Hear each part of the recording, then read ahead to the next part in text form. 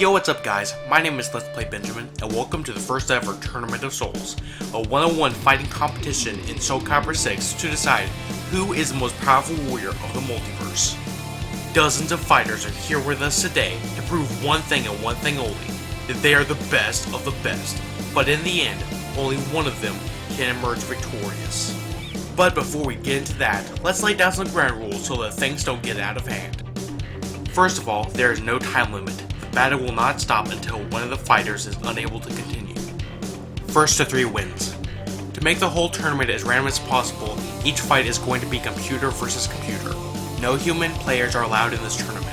All in all, there are going to be 32 combatants. Some of them you may have already heard of before, such as Shao Kahn, Sans the Skeleton, and even Thanos, but some of these characters are completely new, such as Rukus the Orc, Gorath the Argonian, and even Don't Play Benjamin.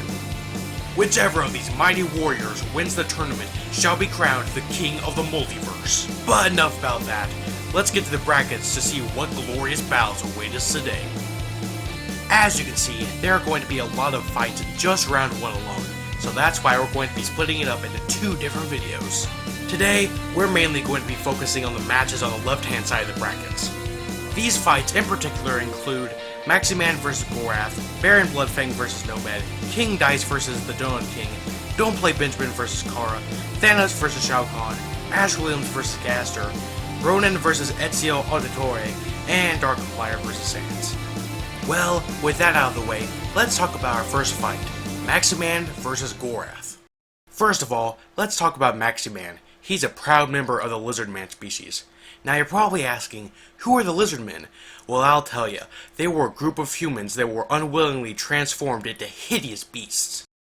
Over time, most of the Lizardmen forgot how to speak and lost their memories, turning them into mindless monsters, but that's what makes Maxie Man one of a kind. You see, unlike the other Lizardmen, Maxie Man actually remembered one key detail from his past, that he was an expert at wielding nunchucks. After spending a decade relearning how to use his favorite weapon, Maxie Man decided to name himself after his favorite idol, the skilled fighter, Maxie. Now with 2 nunchucks and a name, he set out fighting against the strongest warriors of the land and taking some of their armor as trophies. Moving on, let's talk about his competitor, Gorath the Argonian. Not to be confused with the Lizardmen, the Argonians are humanoid lizards that are very intelligent and live in villages around the globe. Wielding 2 sharpened daggers, Gorath is perhaps the most dangerous and deadly Argonian guard in the entirety of Skyrim. Though Gorath is not usually violent by nature, today he is fighting to protect the pride of the Argonians. Bring it on! Alright, let the battle commence. Gorath goes in first, but Maxie Man blocks him off. Ooh. Wow, no one's really doing any damage. Oh, there we go.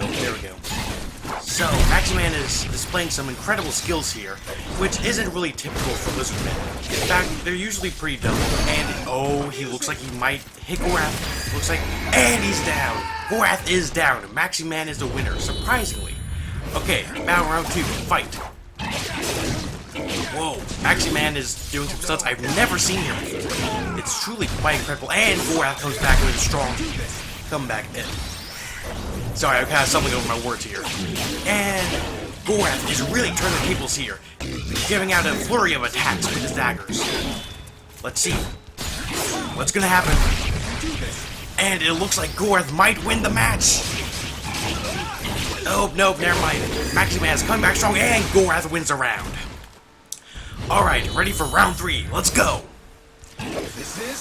Oh, it looks like Gorath is prepping up for something special here. It looks like he's been practicing some magic. Most Argonians don't use magic, so this is actually a very rare occurrence. And it looks like Maxie Man is being beaten to the ground. Wow. And he comes back, surprisingly. Things aren't looking too good for Maxie Man here. Nope, never mind. Forget I said anything. Oh, it looks like Maxie Man was trying to do a special attack there, but wasn't quite able to hit Gorath. And a beautiful block by Gorath, but is it enough to save him? Let us see. and it wasn't enough. Maxie Man wins round 2. You'll need to win one more round in order to win the entire match and move on to the tournament. Oh, it looks... It keeps bouncing back and forth. It's really hard to tell who's winning and who's losing. They're both very talented fighters. And Gorath does a specialized attack.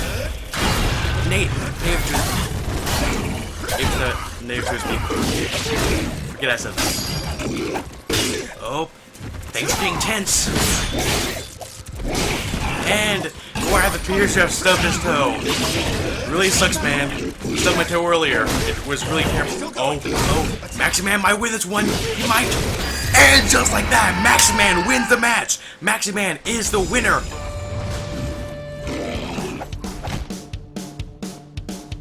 Alrighty folks, that was a very intense match, and as you can see, Maxie Man has moved up on the brackets.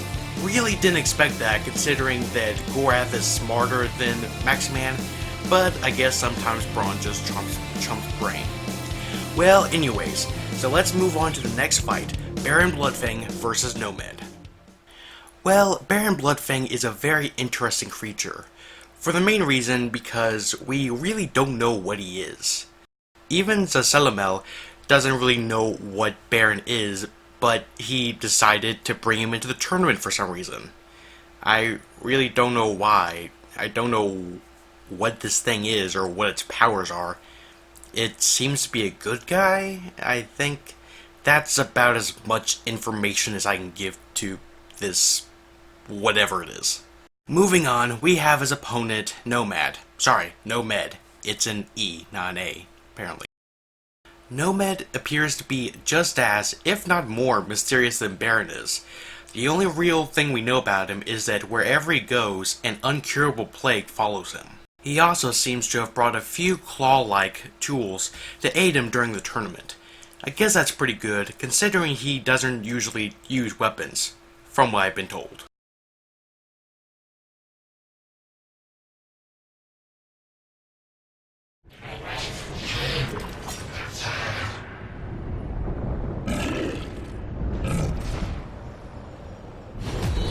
Alright, here we go. I really have no idea what to expect from either fighter here today. Well, it turns out, I guess no one. Sorry, a lot of stuff just happened at once. So, Baron seems to be... And there's a clash! This almost never happens in the fight. And it seems that Nomid is making quite a comeback after getting his butt kicked by Baron Bloodfang. And Baron is making another comeback. And they're doing another clash. Yet another clash. This almost never happens. But it's happened twice in this single round. And it seems that Baron is doing some kind of magic to try and combat Nomid. And he won the round. Alright, that was intense. Round 2. Let's get going. No one really knowing what to do, and it seems that Nomid he gave himself a boost of power, and also Baron is still using his magic powers that I still don't understand. And a third clash! Just in the first 2 rounds alone, and it seems that Nomid is beating up Baron Bloodfang, but Baron makes a comeback, tearing down the poor creature, whatever it is, and, oh my gosh, and Baron wins the round somehow with just a little bit of life left. And the fight continues. It seems that, oh my gosh, Nomid is actually using his special attack. This is insane. Oh my gosh, and he finishes off with a bow. It seems that he's gonna win this round, but nope, it seems that, wait, what's going on here? Both seem to be blocking each other out, or countering each other, and Baron keeps on making a comeback. Oh my gosh, he's going to do it. Baron Bloodfang just won 3 rounds in a row. The winner of the match is Baron! Alright, the second match is over, and Baron moves up a spot in the brackets, which means that in the first match of round 2, he is going to be facing off against Maxie Man. Next up, we have King Dice versus the Donut King. To most people, King Dice is just a sleazy manager at an oddly named casino, but Little do they know that he is the right-hand man of the devil himself. Though King Dice initially seems like a pretty chill guy, he will not hesitate to attack you if you make him lose a bet, making him very dangerous. King Dice also has a lot of tricks up his sleeve, as well as unholy abilities that make him winning this match a sure bet. On the other hand, his opponent, Duncan Glazington, also known as the Donut King, is a very powerful warrior. You see, Duncan participated in multiple wars before eventually overthrowing the old Donut King and declaring himself the new ruler of the Donut People. I won't sugarcoat it, Duncan hasn't been in a fight in several years, but his skills are as sharp as ever. This'll be easy. You won't get any pity from me. Alright everyone, here we go, a battle between two kings. King Dice goes in first, attacking Donut King, but Donut King makes a striking recovery. No pun intended. The Donut King decides to use a special attack that he learned once while in the war, and he seems to be doing a lot of damage to King Dice. Hopefully he can make an advantage, make a comeback. Oh, and he almost did a clash, but Donut King stopped that from happening really quickly. Alright, here's round 2. King Dice going in with some strong attacks, but eventually Donut King manages to overpower him once again.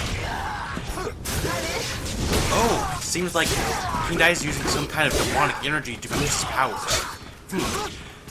Very interesting, especially since it looks a lot like the kind that Baron Bloodfang was using. Maybe we learned a bit about him after all. Anyways, enough about that. Donut King and King Dice almost did another clash, but used some Hellfire to attack Donut King and keep him at bay. And they're just hitting each other, and King Dice knocks the ground out from beneath Donut King. Oh, a beautiful parry, but another reversal. Oh my gosh. A parry and then a parry? I've never seen anything like it, folks. And here we go. Donut King is really taking advantage of this situation now. And it seems like they're doing another clash. Yet another clash. Oh, and they bounce back. Doing another clash and ripping off King Dice's shirt, apparently. A bit weird, but okay. And Donut King uses his special attack, surprisingly not finishing off the already weakened, and never mind, he's dead. Alright, so... Well... Donut King going in, King Dice... oh, now King Dice is using a special attack, but Donut King decides to block it. But King Dice comes back with some demonic energy, ready to strike down the king of the Donut People. King Dice doing some exploit time moves here. And Donut King strikes back, but King Dice might just win the fight here. Win the round. And Donut King hang on to just a little bit of life, and another kick to the shin just knocks out the Donut King again. Okay guys, it's the final round. Whoever wins this round wins the entire match. It's another clash! Yet another clash! It's still anyone's game, even though the Donut King is clearly beating King Dice into a pulp right now. Come at me. Still, I've seen some crazy stuff in my day, and Donut King and King Dice might just end up winning this. You never know. Oh, Donut King almost performing a clash, but King Dice stops him and attacks him repeatedly. Oh my gosh. Is it? And King Dice does yet another special attack. I have not seen anything like this, folks. Seriously. This does not happen every day. And, oh my gosh, it seems like Donut King might win the fight here. But no! King Dice wins and grabs the victory right out from the Donut King. The winner is King Dice! After one hell of a fight, King Dice moves on to round 2 of the tournament. Now, let's get on to match number 4. Don't Play Benjamin versus Cara. If the name didn't already give it away, Don't Play Benjamin is basically my arch nemesis. Born of Darkness, he's meant to represent the very worst side of me. Not only that, he goes out and performs unspeakable acts just for the fun of it. There's no method to his madness, it's just to get some sort of sick pleasure. Since he's basically a living death machine, Don't Play Benjamin doesn't usually need to use weapons, but Zasalamal told him that if he was going to be in the tournament, he had to use some kind of sword. And so he brought this thing. Don't Play Benjamin is very brutal and sadistic by nature, which makes him a worthy adversary for even the most powerful of warriors. Cara was originally a human girl, but upon her death she became a vengeful spirit that only had one goal: kill everything in the underground and destroy the universe. Wielding a large knife and scoring a 19 on the level of violence scale, Cara will not hesitate to kill anything or anybody that gets in her path. Cara also has incredible durability and speed, making it really hard to kill her, but if one person could do it, it would be Don't Play Benjamin. This'll be easy. Need to exterminate the pests. Alright everyone, here we go. Not really sure who to root for here. I mean, Don't Play Benjamin is my arch nemesis, but Cara's also pretty bad. Either way, Cara goes in and tries to fight Don't Play Benjamin, but he decides to use a what just happened there? See, it turns out that Cara just ripped Don't Play Benjamin's pants off. That's a bit weird, but okay, I guess to weaken him. Don't Play Benjamin tries to use a clash attack, but ends up failing. Okay, so Cara just beat Don't Play Benjamin. Alright, so going into round 2, this is a very interesting fight, because both of them have very much in common. They both seem to possess those who are innocent, and corrupt them into evil villains. They're both evil doppelgangers of very innocent people, Cara and Don't Play Benjamin. Anyways, they're both displaying some incredible skill here with their fighting, stuff I've never seen from either of them before. And trust me, I've seen a lot from both of them. And Don't Play Benjamin just won the second round. Alright, it's all tied up now. Going into round 3. Don't Play Benjamin tries to go for a low attack, but Cara ends up blocking him and fighting back with some magic of some sort.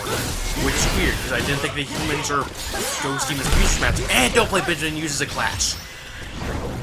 And they manage to somehow collide during the clash, and Don't Play Benjamin rips off Cara's top. Okay, this is getting a bit weird, but whatever. The two of them continue battling, and Cara just did some weird demonic magic something to Don't Play Benjamin, but it doesn't matter.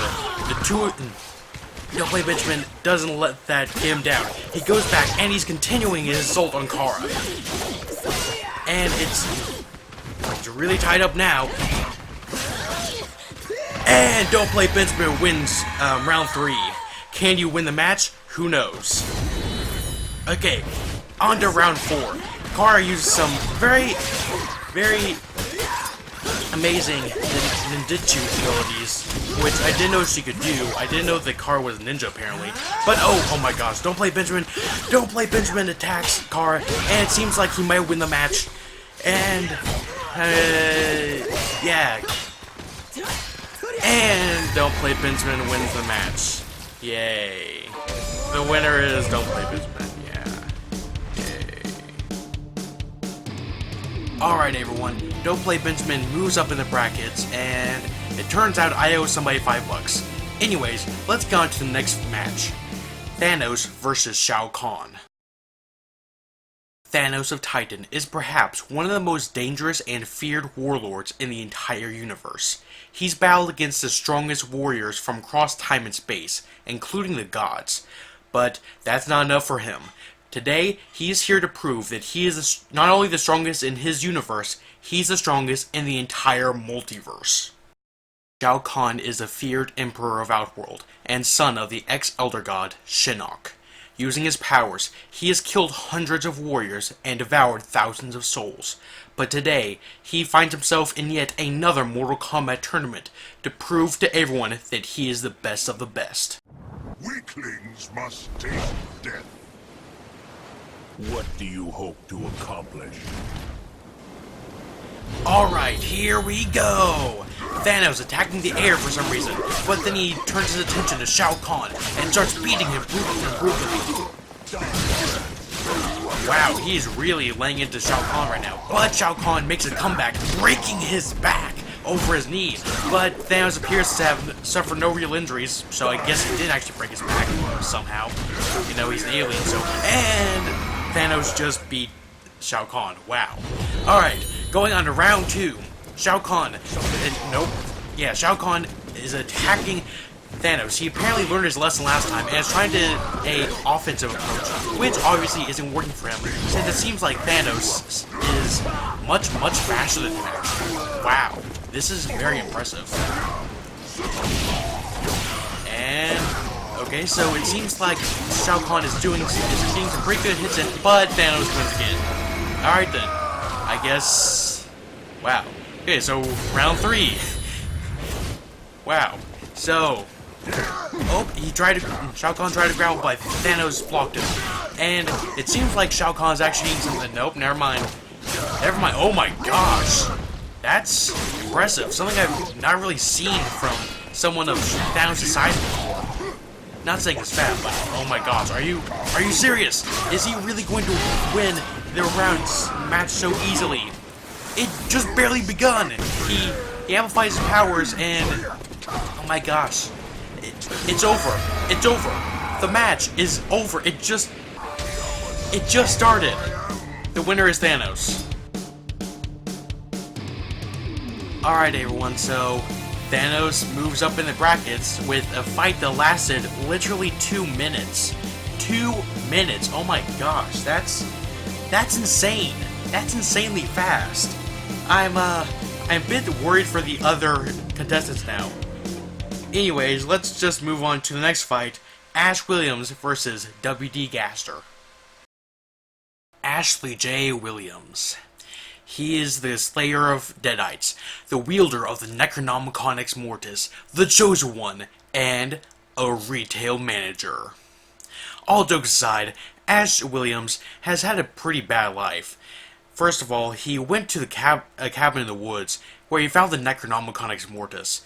He then proceeded to accidentally summon a demon that killed his girlfriend, and killed all of his friends around him. But that didn't keep him down for long. He battled against the demons, and eventually became known as the Chosen One after a string of events caused him to go back into the past and battle against an army of darkness. It's very weird, I know. But still, Ash Williams is very powerful, and even though he's immortal, he has battled against several supernatural threats. Let's just hope that he has enough power to defeat Gaster. W.D. Gaster. He is the royal scientist before Dr. Alphys was in charge. He is the mystery man, and he is the man who speaks in hands. After falling into his own creation, he spent years in a very weird dimension called the Void, where he gained some supernatural powers that shall make this fight very, very interesting. I won't hold back.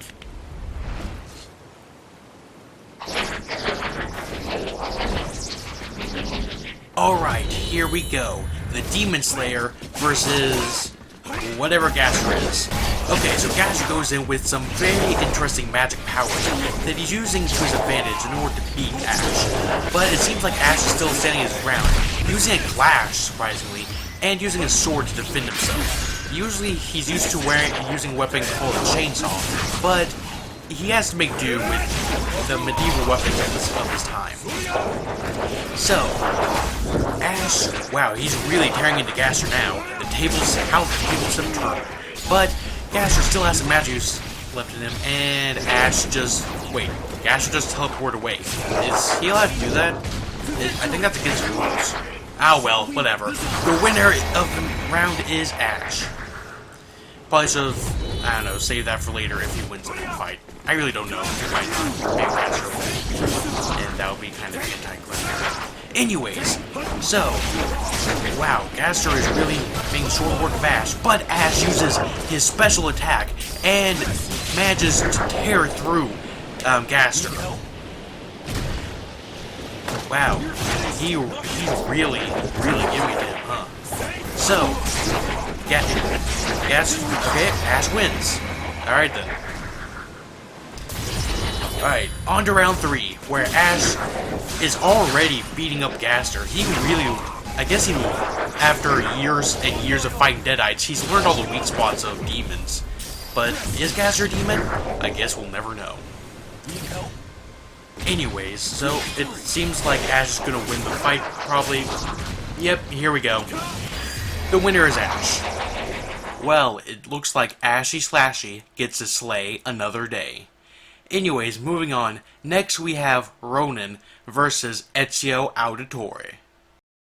Clint Barton was originally known as Hawkeye and was a member of the Avengers, Earth's Mightiest Heroes, but that all changed when his family died during the decimation caused by Thanos. Filled with grief, he donned a new persona as the Ninja of the Night, Ronin. Using his anger as a weapon, he went out, killing people that he found unworthy of still being alive after the snap. Ezio Auditore was a world-renowned assassin from the 15th century. Honestly, I don't have that much information on him, but what I do know was that he was an excellent swordsman and was outstanding in hand-to-hand combat. Both traits which will help him advance in the tournament. Maybe. If he doesn't die. You will die. Your time has come. Alright, let the battle commence. Ronin goes in with a few jabs, but Ezio blocks, and now Ronin is doing multiple attacks to Ezio, and is currently stabbing him a bunch of times, while Ezio doesn't really do much in return. Yeah, he's, oh, there we go! There's that assassin pride that we all heard about. Yeah. And Ronin won.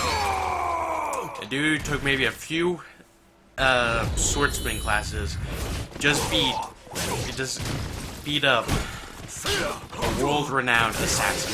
Oh, but Ezio is making his comeback here without a shirt and with only a hood that's still somehow on his body. Kind of gives away your position. Anyways, he's going back, attacking Ronin over and over again, but Ronin is blocking. And it seems that Ronin might win the round, but it's... And Ronin won the round. Never mind, I was trying to get it open. Alright, here we go. Oh, and it seems like Ezio is going off strong, beating up Ronin without giving him any mercy.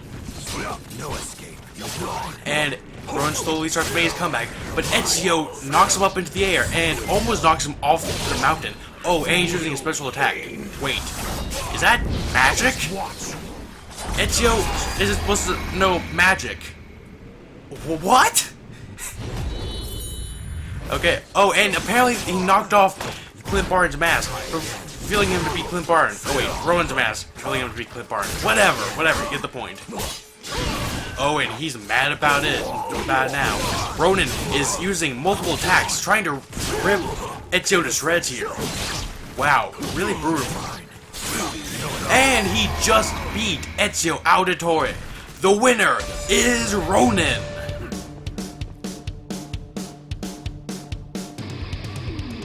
And Ronin has claimed another victim. As he moves up in the brackets, we're up to our final battle for the evening. Darkiplier versus Sans. Darkiplier is a very mysterious entity. In fact, anyone who's seen him can't really decide on what he is. Some say he's a demon, some say he's a ghost, and some just say he's a YouTuber going through an emo phase.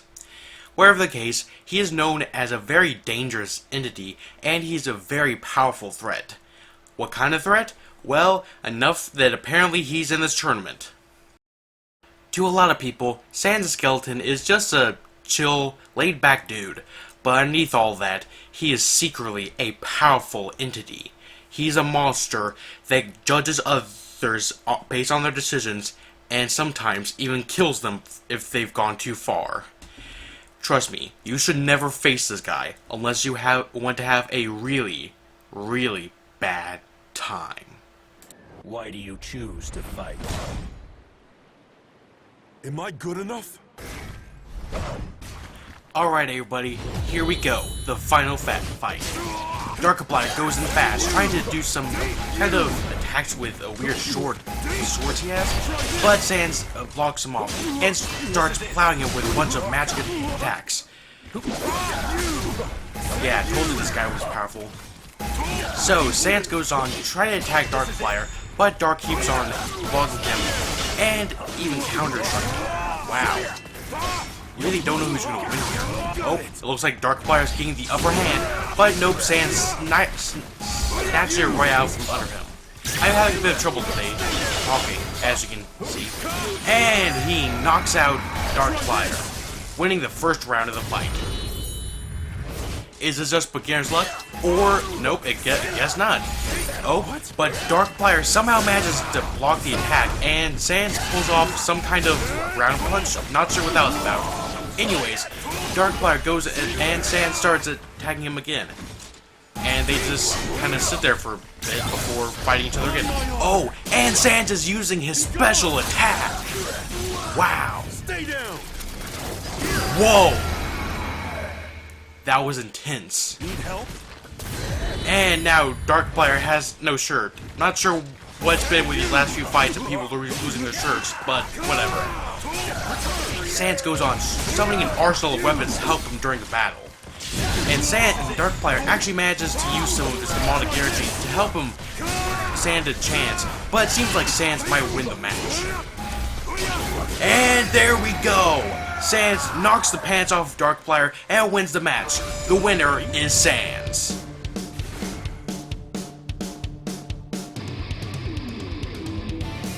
Well, that wraps up for today. So thank you guys for watching this video. Please leave a like and a comment and subscribe if you haven't. Also, check in a few weeks to see the ending of round 1. Alright, I'll catch you guys next time.